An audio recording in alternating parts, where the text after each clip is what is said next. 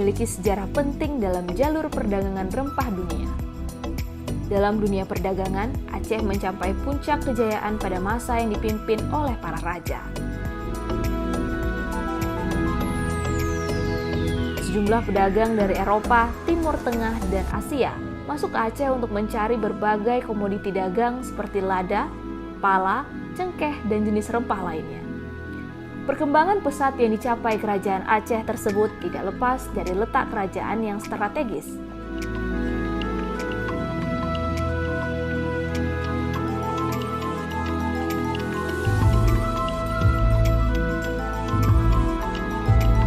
Aceh memegang peranan penting sebagai salah satu jalur yang dilayari dan menghasilkan rempah-rempah di Nusantara. Ini bukan hanya untuk komoditas orang Aceh saja, tapi rempah-rempah yang ada di Aceh juga sudah dikirim ke luar negeri sesuai dengan kebutuhan dunia pada waktu itu. Jadi ada jalur rempah internasional dan juga ada jalur rempah khusus daerah-daerah tertentu. Jadi titik-titik ini juga menunjukkan kebesaran daripada Aceh salah satunya sebagai penghasil rempah yang juga mengirim rempahnya ke luar negeri. Kemudian juga ada orang asing kemudian yang juga datang mencari rempah-rempah sampai ke Aceh. Aceh menjadi titik yang sering disinggahi berbagai kapal dari berbagai belahan dunia. Para pedagang dari Eropa, Asia, dan Timur Tengah datang ke Aceh melalui pelabuhan-pelabuhan yang tersedia pada waktu itu, guna mencari berbagai jenis rempah yang diperdagangkan sebagai komoditas keperluan dunia.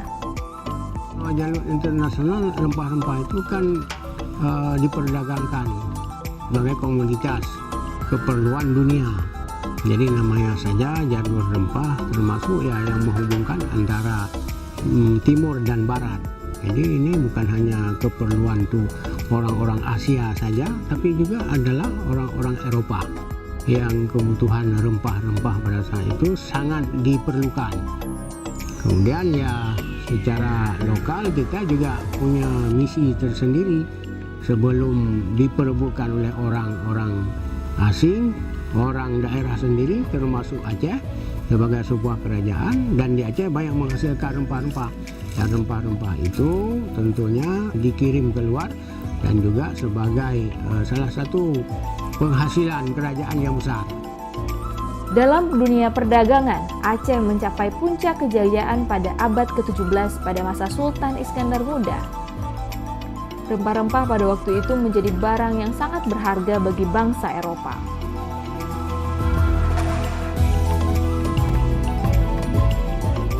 Bangsa Barat ke berbagai daerah belahan dunia itu terlepas misalnya dari faktor 3G. Jadi ada gold, glory, dan gospel. Pertama ya mereka ingin mencari emas. Mencari emas artinya apa?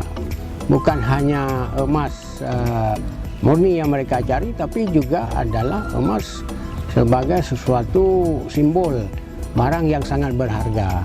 Jadi waktu itu ya apa yang ada adalah termasuk rempah-rempah sebagai barang yang sangat berharga. Jadi diasosiasikan sebagai gold. Jadi orang Aceh mengatakan kalau memang harganya mahal, harganya seperti emas.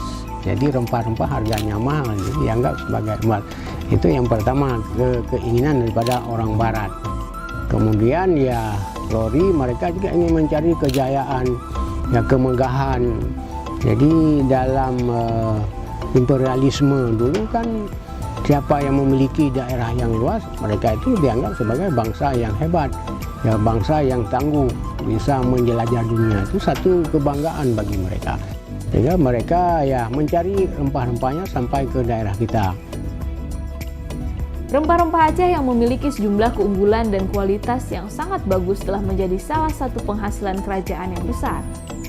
Saat ini, rempah-rempah tersebut tidak termasuk dalam salah satu penghasilan terbesar bagi daerah Aceh. Dengan demikian, Aceh harus kembali kepada dasar apa yang menjadi potensi bagi daerah sebagai pusat perdagangan komoditi. Ibu dia cara tanam cengkeh. Waktu ya menanjaknya dengan cengkeh.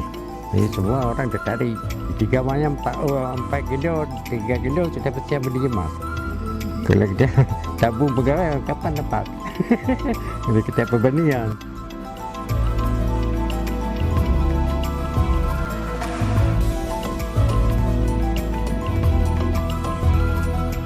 Dan sebenarnya orang Aceh harus kembali.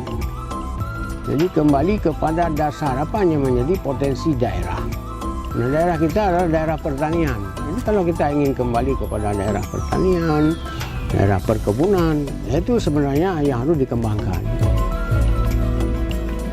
Nah, kemudian menyangkut dengan impor ekspor lada, dulu ini kan menjadi semacam primadona dan ini menjadi daerah yang ramai di jalur maritim. Nah, ini juga harus dikembangkan sebenarnya. Jadi pelabuhan-pelabuhan itu harus dihidupkan kembali, tanaman lada harus diaktifkan kembali. Jadi petani juga harus diberi subsidi dan sebagainya. Jadi ini memiliki potensi yang hebat. Aceh memiliki luas perkebunan sebanyak 68.149 hektar yang tersebar di sejumlah kabupaten kota. Perkebunan itu terdiri atas kebun pala, lada, cengkeh, dan kemiri.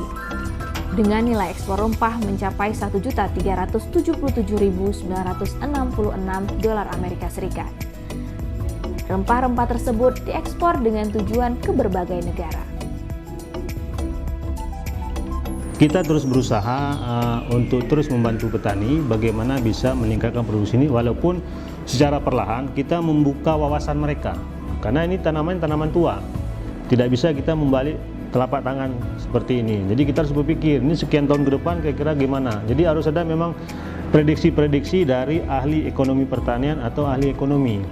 Kalau Aceh ingin mengembalikan masa kejayaan itu, kenapa? Dukungan kita sangat kuat. Kita punya lahan yang sangat luas masih. Oke, tinggal bagaimana sekarang ini kita bangun konsepnya, bagaimana itu kita kembangkan. Di awal tahun 80-an, ya, waktu itu saya masih kuliah di S1, kemudian saya menulis satu skripsi. Pada saat itu memang di dalam Aceh dalam angka yang saya lihat datanya, itu mata dagangan ekspor Aceh masih banyak, masih mencapai sampai 50-an lebih mata dagangannya. Nah, tapi pelan-pelan itu hilang, ya, menyusut lah ya. Dan pada masa itu pun fondasi ekonomi yang disumbang oleh sektor pertanian itu hampir 40% lebih, itu bahkan lebih 42% lebih.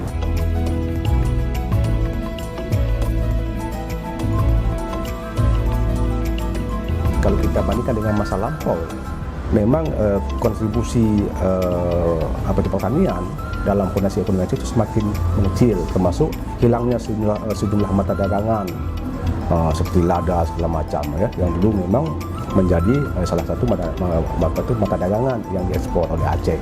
Dulu kami pernah merancang bagaimana mengembalikan kejayaan rempah Aceh. Nah, kita ada konsep pada waktu itu kira-kira 4 tahun atau 5 tahun yang lalu. Tetapi dalam perjalanannya kita kan harus mengikuti juga RPJM nasional, RPJM Aceh, kemudian kita turunkan dalam renstra-renstra kita.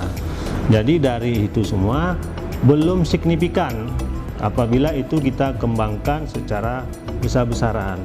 Karena dari nasional, kalaupun yang dibantu itu terbatas.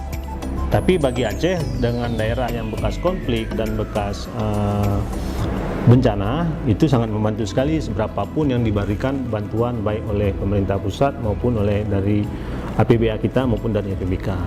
Jadi beberapa komoditi tersebut walaupun dalam skala kecil tetap kita jalankan. Kita mengembalikan masa kejayaan sejumlah komoditi rempah kita seperti lada, cengkeh, ya kan, mungkin juga pala, nilam.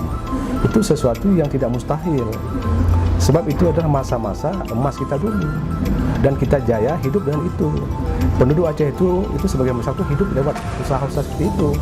Misalnya pihak provinsi dengan kabupaten yang memiliki lahan-lahan subur misalnya, ya, ini bisa dilakukan identifikasi dan bisa diuji kesesuaian lahan. Misalnya pihak provinsi dengan kabupaten bekerjasama, ya, memilih kawasan-kawasan mana yang ditetapkan sebagai pusat pengembangan sentralnya gitu. Kemudian bagaimana itu dibangun, pembukaan lahannya, pembentukan kelompok taninya, ya, sampai kepada pembibitannya, sampai kepada menjaga sampai panen. Ini kan jauh lebih mudah. Untuk itu perlu adanya upaya bersama dalam meningkatkan komoditi-komoditi dalam perdagangan rempah di Provinsi Aceh demi memajukan perekonomian masyarakatnya sesuai dengan adat dan budaya di Aceh sendiri yang dikenal dengan hidup dalam bertani, berkebun.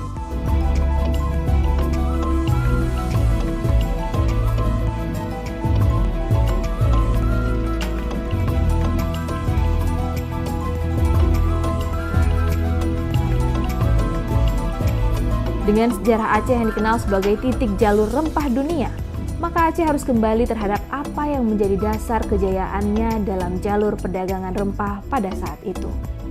Dan hal tersebut harus dikembangkan melalui pembangunan infrastruktur untuk jalur-jalur pelayaran dalam perdagangan komoditi, mengembangkan sentra-sentra komoditi pertanian dan perkebunan di setiap daerah yang ada di Provinsi Aceh, serta memberikan wawasan edukasi kepada masyarakat setempat sehingga Aceh dikenal akan komoditi rempahnya sesuai dengan sejarah peradaban bangsa Aceh dulunya, bahwa Aceh kaya rempah dan menguasai dunia dalam perdagangannya.